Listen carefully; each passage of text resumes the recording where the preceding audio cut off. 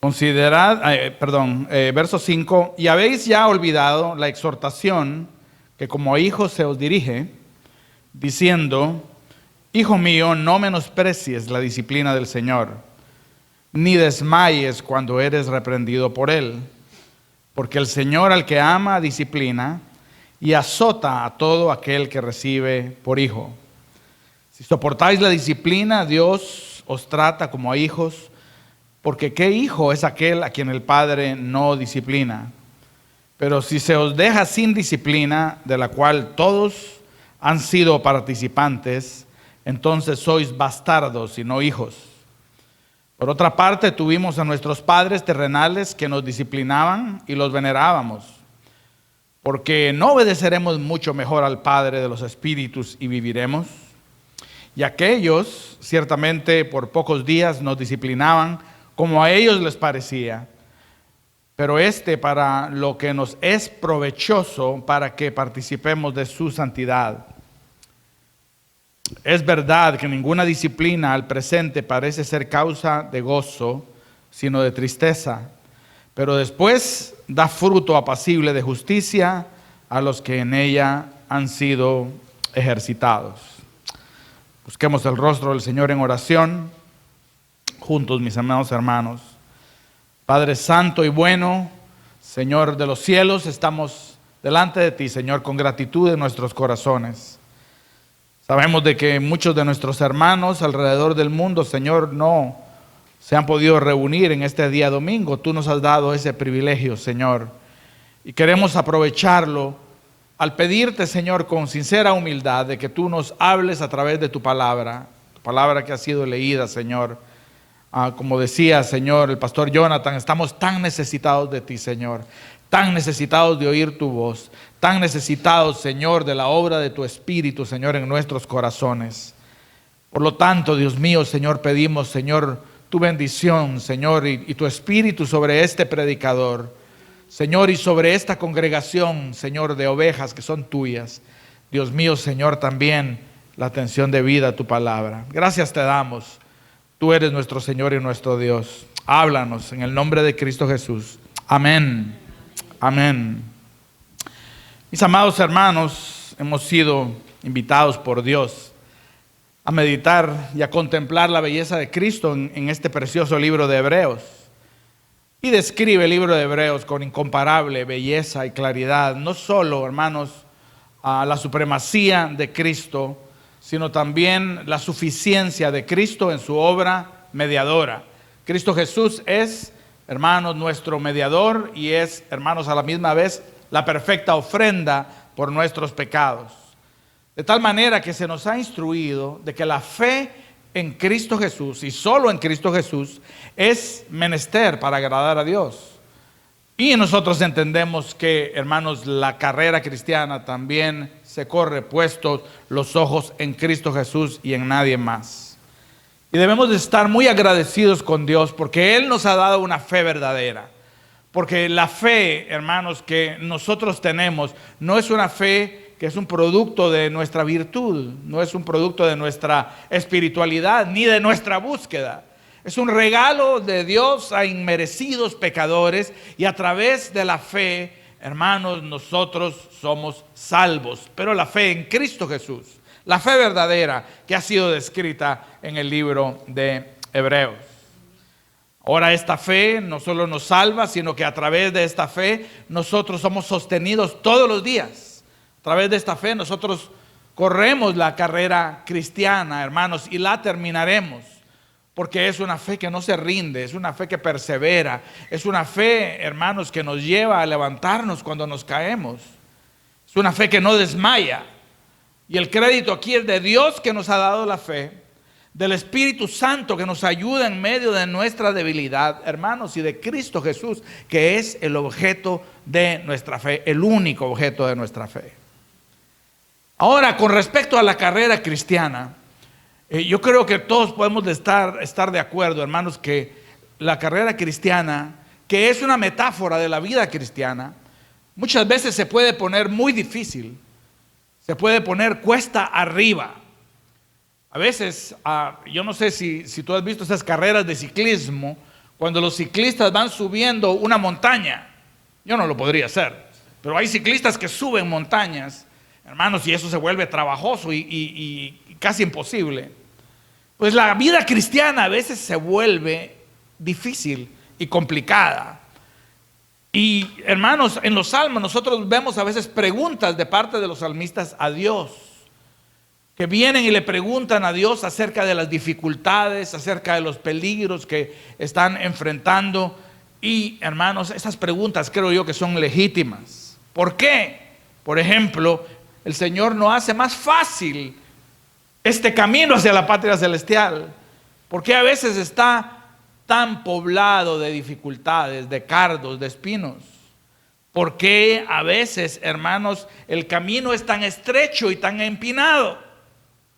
Ciertamente los hebreos estaban siendo probados a través de un camino estrecho y un camino empinado, de tal manera que eso estaba revelando en los corazones de muchos que estaban desmayando, y algunos estaban cediendo a la incredulidad, porque estaban siendo perseguidos, porque había presiones políticas, y había presiones religiosas, y había presiones familiares. Y algunos de ellos habían sido echados aún a la cárcel. Y el apóstol Pablo, hermanos, viene y les dice a ellos: consideren a Cristo. Verso 3: porque Él es el modelo de nuestra fe. Él es el que puso el gozo delante de Él, y considérenlo a Él para que el ánimo de ustedes no se canse hasta desmayar. Porque ustedes, le dice Pablo, o el escritor de Hebreos, no habéis resistido hasta la sangre combatiendo en contra del pecado. Así que los hebreos luchaban en contra de la persecución, hermanos, y se les hace la exhortación a de que permanezcan con sus ojos puestos en Cristo Jesús. Y se pone a Cristo como modelo de la fe. Y Cristo como modelo de fe, hermanos, recibe la disciplina y el castigo de Dios, no por nada que Él haya hecho, sino por nuestros pecados. ¿Te imaginas recibir y ser castigado por algo que tú no hiciste? Pues Cristo fue, hermanos, disciplinado y castigado por nuestros pecados. El castigo de nuestra paz fue sobre Él, dice el libro de Isaías. Sin embargo, lo que Cristo puso frente de Él para soportar la tribulación y la angustia fue el gozo, hermanos, que le fue puesto por delante. El gozo de ser obediente al Padre. El gozo de que Él estaba comprando para sí y redimiendo a un pueblo de sus pecados. El gozo, hermanos, de que un día, hermanos, como aquel, Él estaba acabando con el dominio del pecado, del diablo y de la muerte. Y Él recibe la disciplina porque pone el gozo delante de Él. Él la soporta, Él va a la cruz, y la palabra del Señor nos dice, hermanos, de que Cristo fue exaltado, se le dio un nombre que es sobre todo nombre, se sentó a la diestra del Padre. Y los hebreos reciben a Cristo como un modelo de fe porque ellos estaban también siendo, hermanos, perseguidos. Ellos, hermanos, estaban también siendo probados, y nosotros también somos probados. Nosotros también atravesamos dificultades, tribulaciones en nuestro camino a la patria celestial. Las pruebas, los sufrimientos, las aflicciones, hermanos, son parte de la experiencia cristiana. No creas cuando te digan que pares de sufrir, porque el sufrimiento en las manos de Dios es una herramienta para disciplinarnos, para moldearnos, para ayudarnos a terminar esta carrera. El Señor usa el sufrimiento, hermanos, como una herramienta para nuestra disciplina. Y eso lo vemos nosotros en nuestro texto. Así que vamos a considerar tres cosas. Vamos a considerar la raíz de la disciplina divina. Vamos a contemplar también la razón de la disciplina divina, y en tercer lugar vamos a contemplar los resultados de la disciplina divina. En primer lugar, cuando vemos la disciplina de Dios, hermanos, tenemos que definirla como una disciplina filial. Este es un asunto entre padre e hijos. Es precioso, hermanos, el lenguaje de la disciplina de Dios en este versículo. Y cuando Él viene, satura, llena el pasaje de este lenguaje filial entre padre e hijo. Ya os habéis olvidado de la exhortación que como hijos se os dirige diciéndote: hijo mío, no menosprecies la disciplina del Señor. ¿Por qué? Porque el Señor, al que ama, disciplina y azota a todo aquel que recibe como hijo. Dios os trata como hijos, una vez más, porque ¿qué hijo es aquel a quien el Padre no disciplina? Y así, hermanos, todo el pasaje está repleto, está lleno de estas referencias, hermanos, de Dios como nuestro Padre celestial, disciplinando, entrenando a sus hijos. De tal manera, hermanos, que como un hijo es disciplinado por su padre, Dios nos disciplina a nosotros. No es simplemente Dios disciplinando a su pueblo. Eso estaría bien, pero eso no es lo que dice el texto que leemos. No es simplemente el Señor disciplinando a sus siervos, tampoco. Correcto, pero no es lo que nuestro texto dice. Es un padre celestial disciplinando a sus hijos. La disciplina, hermanos, de Dios ocurre en ese contexto. ¿Tú permitirías que un extraño disciplinara a tu hijo? Que de la nada alguien viniera allá, ¿verdad? Y empezara a regañar a tu hijo. Yo creo de que cada uno de nosotros nos meteríamos de en medio y le diríamos: ¿qué está haciendo? ¿Qué está haciendo usted? Ese es mi trabajo, esa es mi responsabilidad. Si el niño le hizo algo, me lo dice a mí, yo soy el padre. Miren, hasta aquí me estoy enojando yo, ¿verdad? Y yo, como padre, le voy a hablar, le voy a disciplinar. Por favor, respete. Porque la tarea de disciplinar, hermanos, no es de nadie más, sino de nosotros como padres. Abdicaríamos nosotros esa responsabilidad y diríamos: ¿sabes qué? Yo no quiero disciplinar a mi hijo, no me gusta esa faceta de ser padre, se la voy a afirmar para que otro la haga. ¿Verdad que no hacemos eso? Ni abdicamos nuestra responsabilidad de disciplinar a nuestros hijos, ni permitimos que nadie más lo haga, hermanos. De la misma manera, Dios, hermanos, no deja que a sus hijos lo discipline nadie más sino Él. Y Él, hermanos, no se rehúsa a tomar la responsabilidad que como Padre Él tiene, hermanos, de tal manera que Él nos disciplina. La palabra del Señor, hermanos, viene y dice de que Él nos disciplina como un padre disciplina a sus hijos. Pero es una disciplina formativa, nunca destructiva. Quizás hay alguno en medio de nosotros que al padre se le pasó la mano. Y oímos historias de horror, ¿no? Donde el padre viene y se comportó de una manera insensata y abusiva con el hijo y le pegaba en la cabeza o le tiraba cosas. Y cuando oímos la palabra disciplina, hay algo dentro de nosotros que aún se siente dolido porque recibimos quizás una disciplina desmedida o con muy poca sabiduría. Pero el Padre Celestial, nuestro Dios que está en los cielos, hermanos, cuando nos corrige nunca para destruirnos y siempre para formarnos. La disciplina del Señor no es destructiva, es siempre formativa. De tal manera que nosotros somos llamados a escuchar y a no despreciar la disciplina del Señor. Cuando el Señor disciplina, no es una disciplina cocinada en pasiones de enojo, sazonada con la ira, hermanos, y con el descontrol. Los seres humanos podemos caer en ese tipo de disciplina y luego tenemos que venir a pedir perdón a nuestros hijos. Pero nuestro Padre Celestial, hermanos, nunca nos disciplina de esa manera. El propósito de la disciplina de Dios es nuestra edificación, nuestro aprendizaje, moldearnos a la imagen de su Hijo, enseñarnos a correr bien.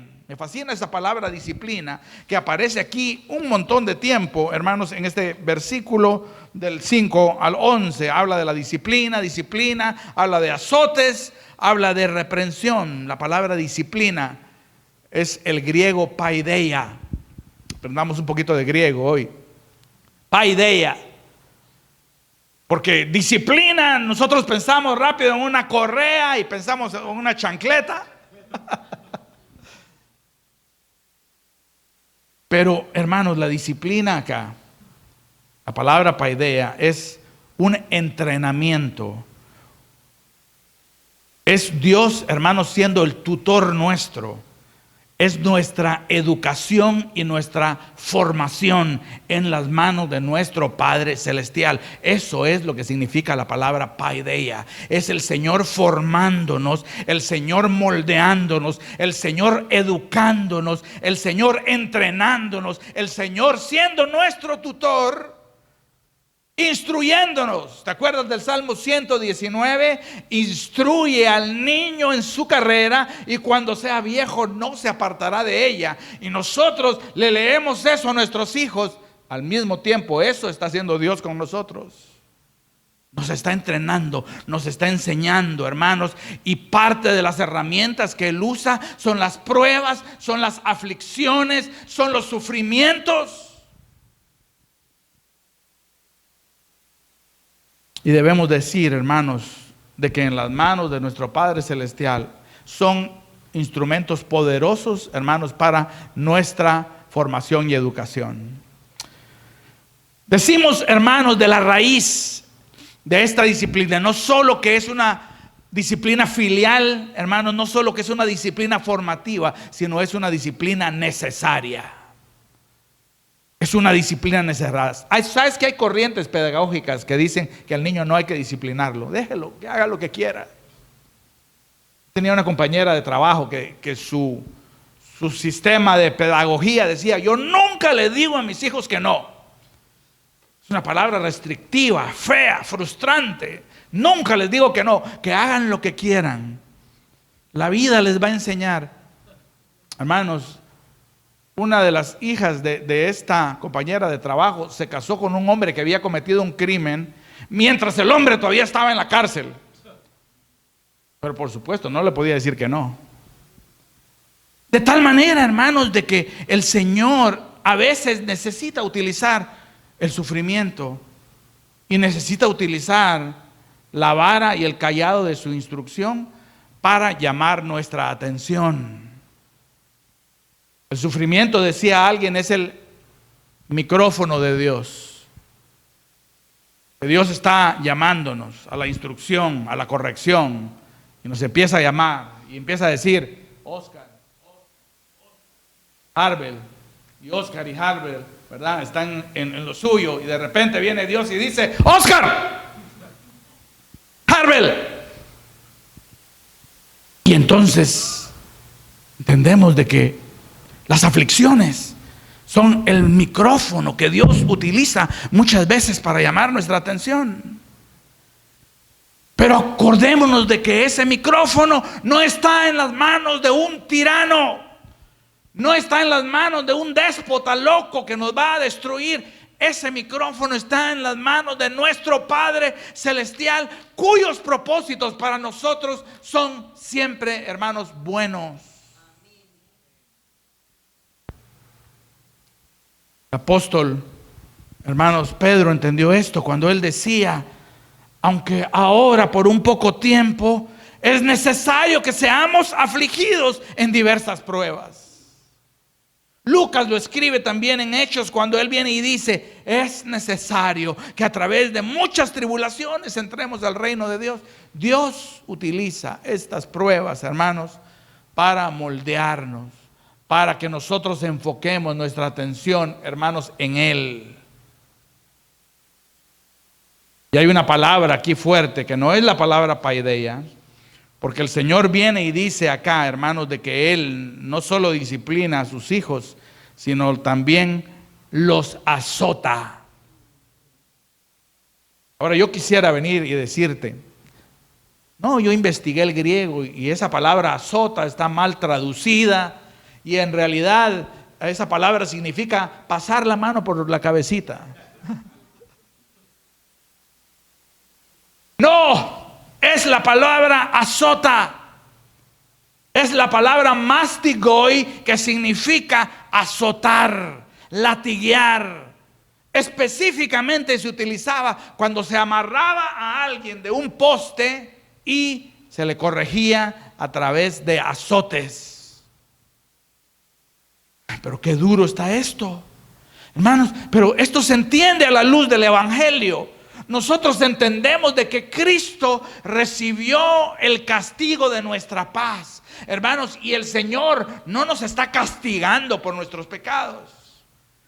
Si alguien tiene un entendimiento de la disciplina, de que Dios nos está castigando porque se ha dado cuenta de que somos tibios o de que somos esto y lo otro, y va el Señor con el látigo. No, hermanos amados, el castigo de nuestra paz fue sobre Cristo, pero el Señor sí nos disciplina. El Señor viene, hermanos, y nos entrena, y el Señor, hermanos, también azota. Pero ¿qué es lo que azota el Señor en nosotros? Bueno, hermanos, el Señor usa la prueba, la aflicción y la tribulación con el interés eterno en la vida del creyente. Pero yo creo que mejor está ilustrar cómo el Señor azota. Pongamos el caso de Moisés. Moisés tiene 40 años. Moisés está en la flor de su vida. Moisés, hermanos, es el hijo de la hija de Faraón. Moisés cree que a través de su vida el Señor va a libertar a los hebreos y lo quiere hacer con su fuerza. Así que Moisés sale un día, hermanos, enseñando músculo y con toda la disciplina de los egipcios. Viene, hermanos, y quiere tomar su lugar como caudillo de los hebreos. ¿Cómo salió el asunto? Terminó matando a un egipcio, escondiendo su cadáver en la arena, y salió huyendo, hermanos, como un homicida por el desierto de Madián. Pero allá en el desierto, hermanos, el Señor abre una escuela de entrenamiento para Moisés. La escuela del sufrimiento en Madián. Allí, hermanos, pasa Moisés 40 años. Ahí a Moisés se le acaban las ínfulas. Ahí a Moisés, hermanos, el pelo se le pone blanco. Y aquella piel que estaba acostumbrada a los perfumes y a las cremas de Egipto se pone seca por el calor del desierto. La lengua, hermanos, se le traba. Se pone tartamudo. Hermanos, pero como la disciplina del Señor es siempre formativa y nunca destructiva, quizás Moisés pensó: Dios ya acabó conmigo, no quiere nada que ver conmigo, está destruyéndome, hermanos. Pero no, Él estaba formando a Moisés. Él estaba cuidadosamente utilizando la herramienta del sufrimiento para, hermanos, hacer de Moisés el hombre más manso sobre la faz de la tierra. Azotó, hermanos, la arrogancia de Moisés. De tal manera que cuando el Señor se presenta a Moisés más adelante, hermanos, Moisés, hermanos, dice: yo soy un tartamudo, yo soy un hombre de 80 años, Señor. Se le había, hermanos, azotado, hermanos, su arrogancia. Y el Señor azota nuestra arrogancia a través de las pruebas también. ¿Qué acerca de Job? Otro ejemplo. Job, que era perfecto en todos sus caminos, de acuerdo, hermanos, a la palabra. Perfecto significa que era un hombre maduro, un hombre temeroso a Dios.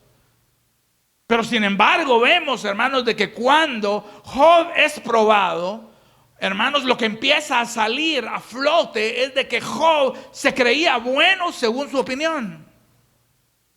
Es más, en el libro de Job, y a Job le tocó muy duro. Pero Job empieza a demandar de que pongan un árbitro entre él y Dios. Pongan un árbitro entre Dios y yo, para que decidan si lo que Dios está haciendo conmigo es justo. Hermanos amados, y Dios se le aparece en un torbellino a Job y le empieza a preguntar a Job y le dice: ¿sabes qué? Tú eres el que anda hablando y diciendo de que yo soy injusto, ¿verdad? Déjame hacerte un par de preguntas. Y él le dice, el Señor a Job le dice: mira, Cuando la cabra del monte está pariendo allá arriba en las montañas, ¿quién es el que la ayuda? ¿Tú o yo? Job empieza a tomar su lugar, hermanos, como un estudiante de Dios y no como un cuestionador de Dios. Y el Señor empieza a hablarle y a educar a Job de tal manera que al final Job viene y dice: Señor, ¿sabes qué? Yo me voy a sentar ahora y he hablado mucho. Es cierto, Job habló por los primeros 36 capítulos y Dios, hermanos, habló por 3. Yo me voy a callar ahora, Señor, y yo te voy a escuchar. Porque yo hablaba lo que no entendía, Señor. Yo andaba diciendo que yo era justo, Señor, pero ahora mis ojos te ven. De oídas te había oído, mas ahora mis ojos te ven. Pero esa lección, hermanos, vino a través del sufrimiento. ¿Y cómo terminó Job? Terminó con el doble de lo que tenía, porque el propósito de la disciplina divina no es nunca destruir y es siempre formar. Acerca de Pedro, hermanos, Pedro hizo la peor sugerencia en la historia de las sugerencias. Cuando él vio de que al Señor se le estaba llenando la iglesia, un par de milagritos del pan y del pescado acá, y ya tenemos la primera mega iglesia, Señor. Ven, Señor, tengo un consejo que darte, Señor. Y dice la palabra de que Pedro tomó a Jesús aparte. Hermanos, esto es hasta cómico. Pedro tomó a Jesús aparte y lo reconvino. Y le dijo: que no se te acontezca ir a la cruz. Y el Señor dijo: apártate de mí, Satanás. No, pero ¿qué pasó con Pedro? Hermanos, luego, hermanos, el Señor se va y desciende a Jerusalén, pone su rostro como pedernal. Él va a ir a la cruz. Pedro entiende de que no hay nadie que disuada a Cristo de ir a la cruz. Y ahora viene y dice: Señor, si todos estos te dejaren, yo voy a ir contigo, Señor, hasta el final. Si es menester que yo muera contigo en la cruz, también voy a morir. Porque mira, ya, aquí hay alguien que tiene fe.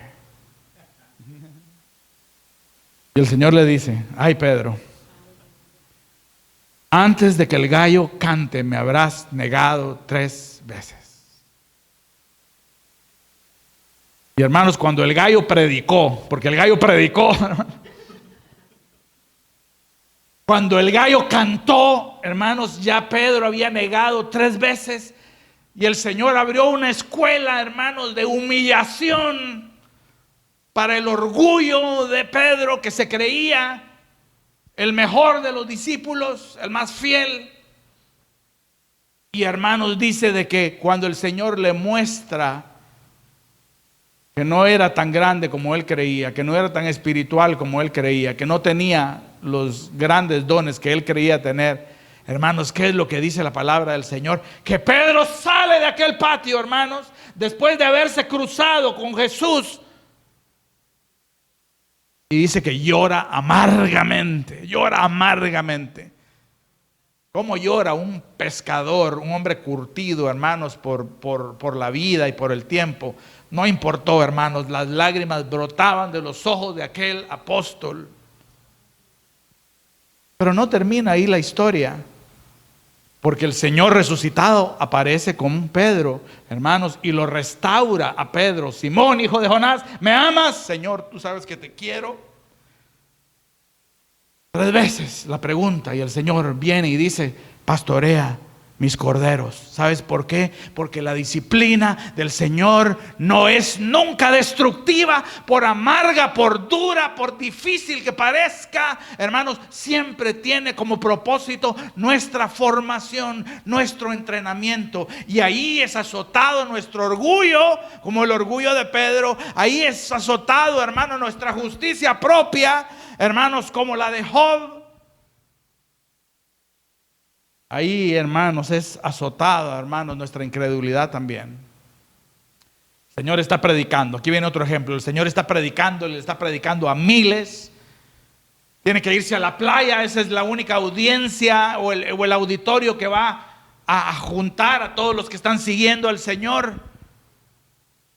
Hermanos, y los discípulos están ahí asombrados de todo lo que el Señor está diciendo y los milagros que el Señor está produciendo. Y el Señor abre otra escuela, y esa escuela es en el mar de Galilea. Se lleva a los 12 a mar adentro, y luego, hermanos, dice que las olas empezaron a levantarse.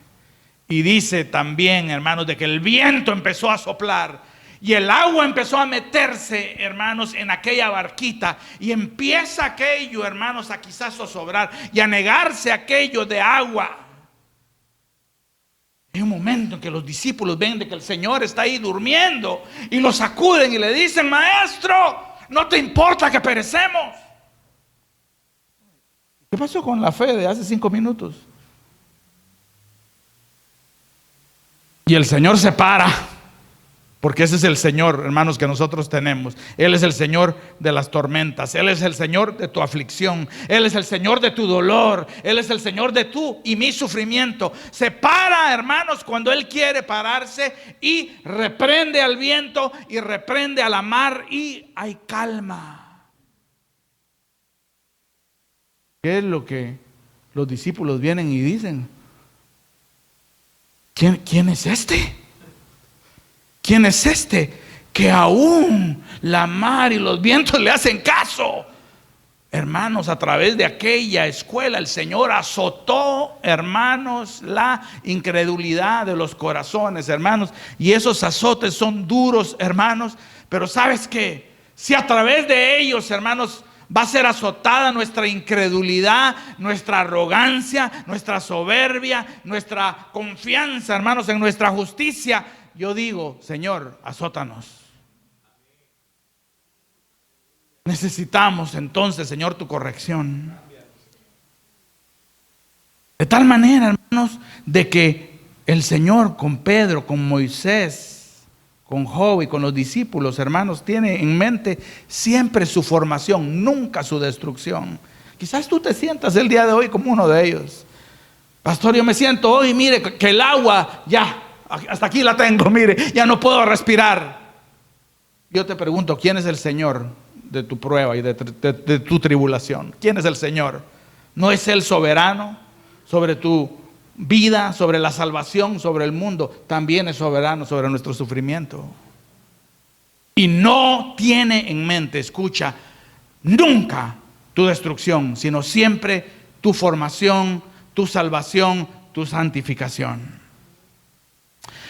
De tal manera que hemos visto, hermanos, la raíz de la disciplina divina. Ahora, rápidamente, la razón de la disciplina divina. Fácil. ¿Cuál es el motivo que urge al Señor, hermanos, a disciplinarnos? ¿Cuál es? Una vez más, ¿verdad? A veces los hombres disciplinamos porque queremos sacarnos el enojo que tenemos encima y lo descargamos en un niño. Pero estamos hablando de Dios, de nuestro Padre Celestial. Y Él dice acá, hermanos, claramente cuál es el propósito y cuál es la motivación, hermanos, de la corrección. Porque el Señor al que ama, disciplina.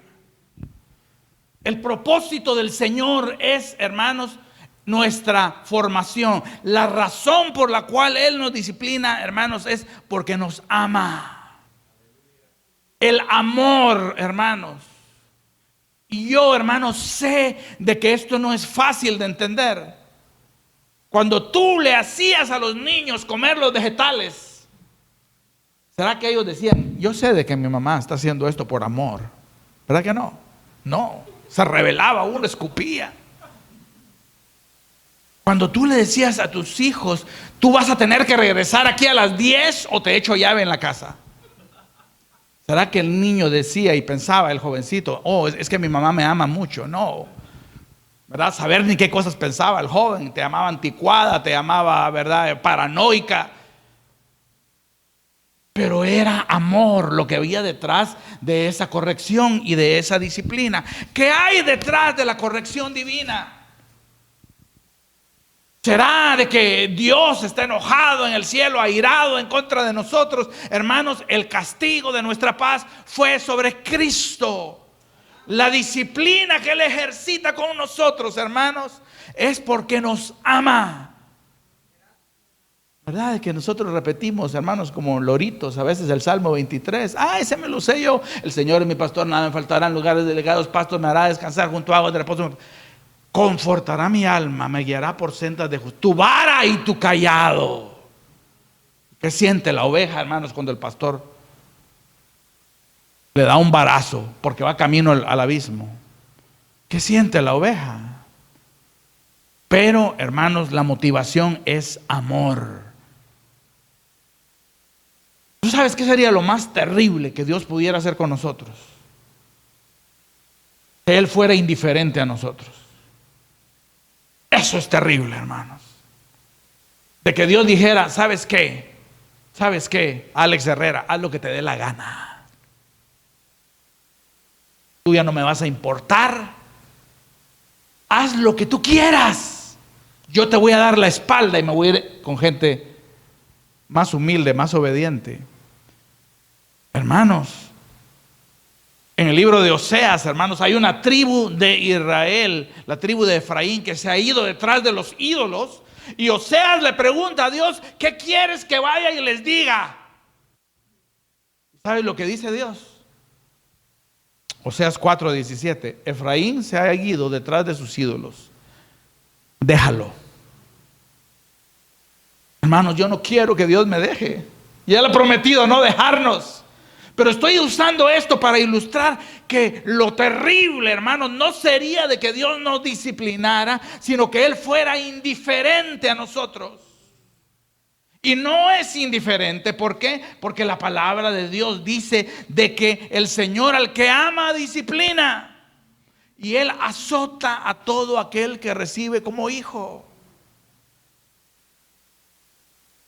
Yo digo, Señor, 1000 veces tus azotes y 1000 veces tus disciplinas, aunque a veces arranquen las lágrimas, aunque a veces sean tan dolorosas que siento que ya no tengo más fuerza, escojo, Señor, 1000 veces tus azotes y tu disciplina, Señor, a que me seas indiferente. ¿Sabes por qué?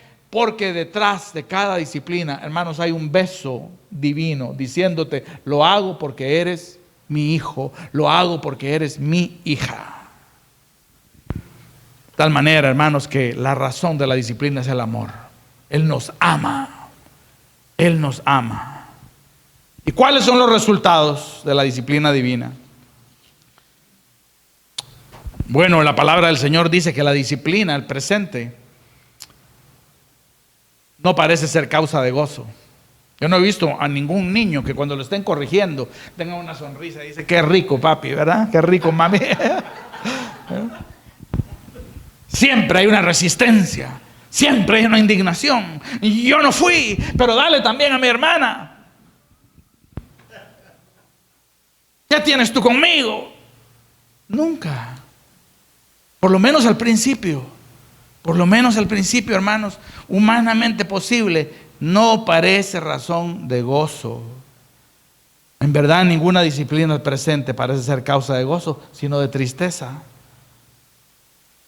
Es una tristeza natural. Hermanos, aún ser corregido por nuestro Padre Celestial, hermanos, trae ese dolor. Pero ¿cuáles son los resultados? Bueno, lo que te dije, en primer lugar, cuando somos disciplinados, es Dios reafirmando, hermanos, su paternidad sobre nosotros. Esto ha venido sobre ti porque yo soy tu Padre y te amo. Y en cada sufrimiento nosotros vemos, hermanos, reafirmada la paternidad de Dios. El Dios diciéndonos y abrazándonos y besándonos y diciendo, tú no vas a poder hacer lo que tú quieras. Necesitas ser formado, reorientado, redirigido, porque yo te amo. Hermanos, detrás de cada aflicción está esta lección. Dios es mi amante, Padre Celestial, que me ha amado con amor eterno, y a través de esta disciplina yo veo la mano correctiva de ¿qué? De su amor. Pero en segundo lugar vemos provecho espiritual. Dice la palabra del Señor, hermanos, que nuestros padres nos corregían como ellos creían de que era mejor. Y dice la palabra del Señor que sin embargo Dios nos corrige de tal manera que trae a nuestra vida provecho. Trae a nuestra vida provecho. ¿No obedeceremos mucho mejor al Padre de los Espíritus y viviremos? Ciertamente nuestros padres por pocos días nos disciplinaban como a ellos les parecía.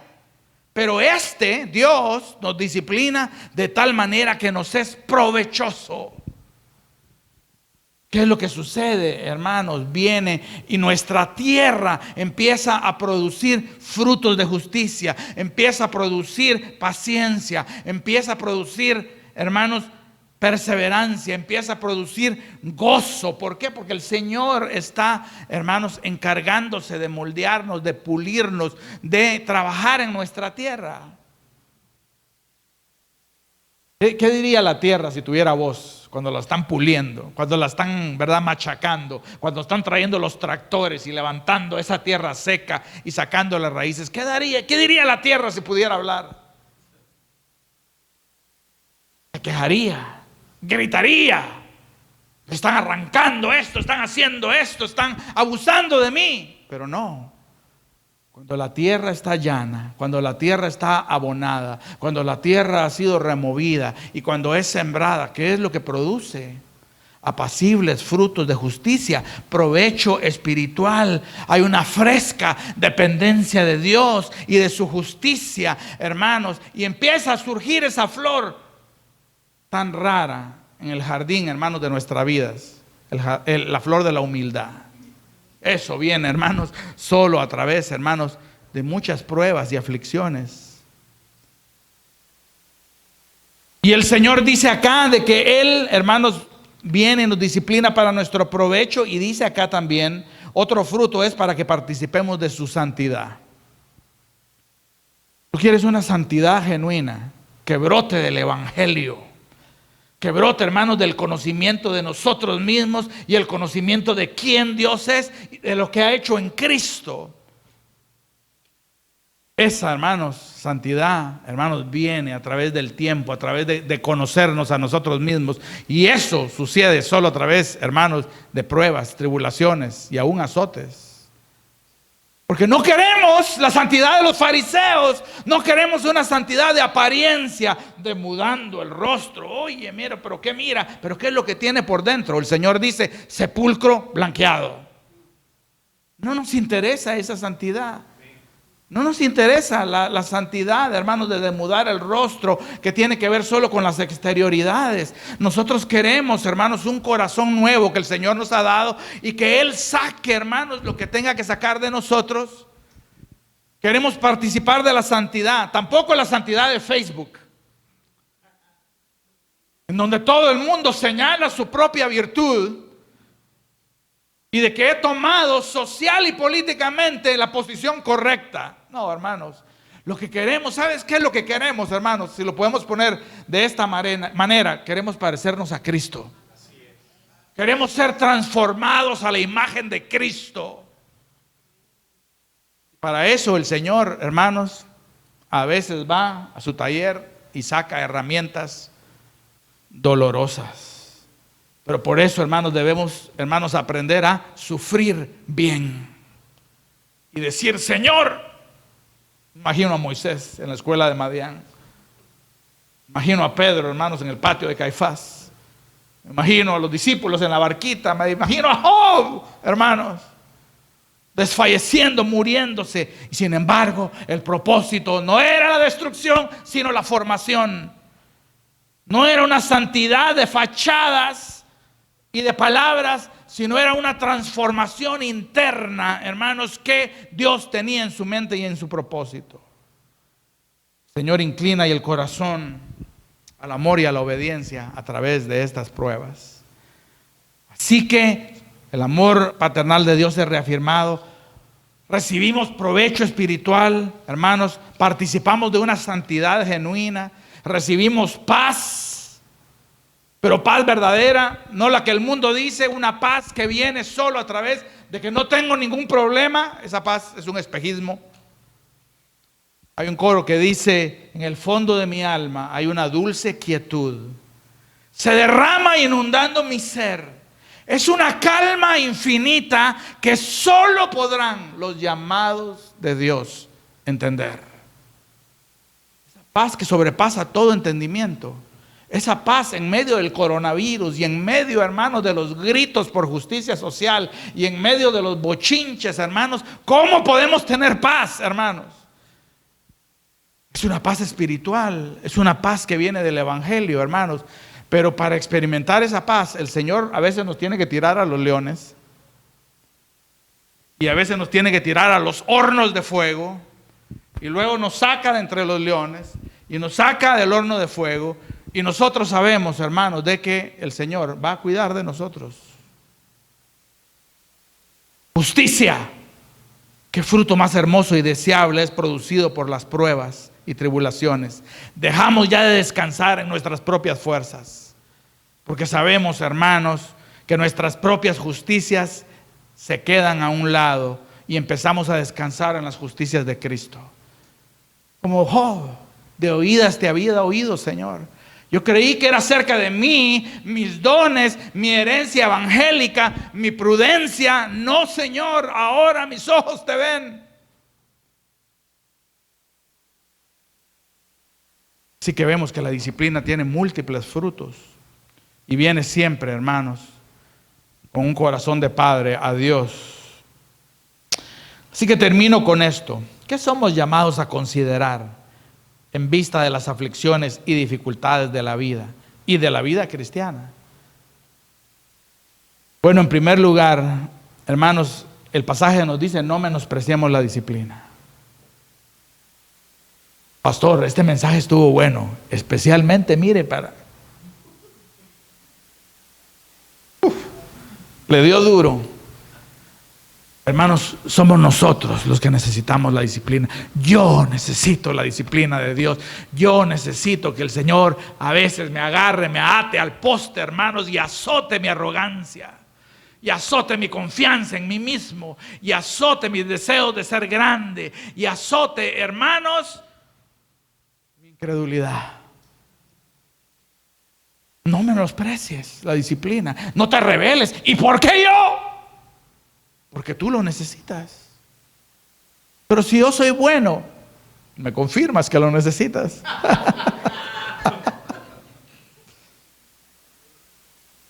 Señor, no voy a despreciar tu disciplina. Ninguno de nosotros, no voy a despreciar, Señor, tu disciplina. Señor, aunque duela. Aunque duela. Aunque, como decía el salmista, me he cansado de gemir. Ya no tengo lágrimas. No voy a menospreciar tu disciplina, Señor. Azota, Señor, mi incredulidad, mi orgullo, mi justicia propia.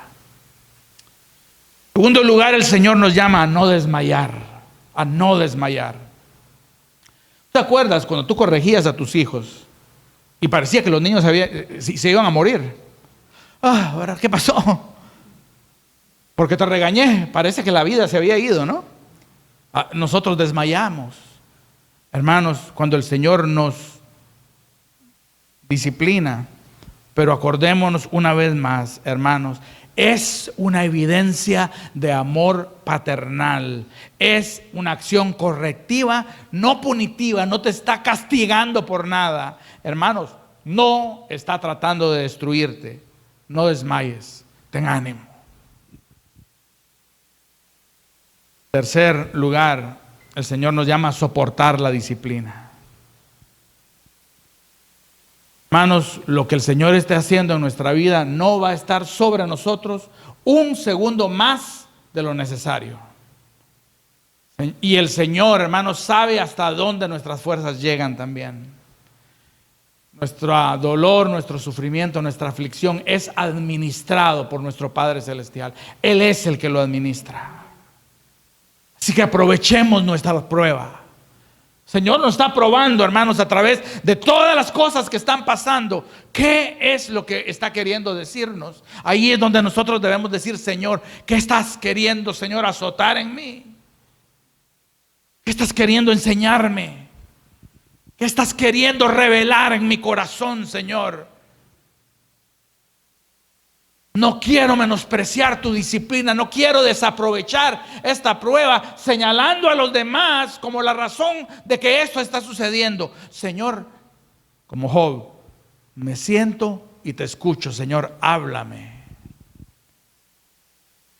Y vas a ver, hermanos, cómo el Señor va a producir frutos apacibles de justicia. Termino diciendo que en todo este proceso, ¿sabes qué?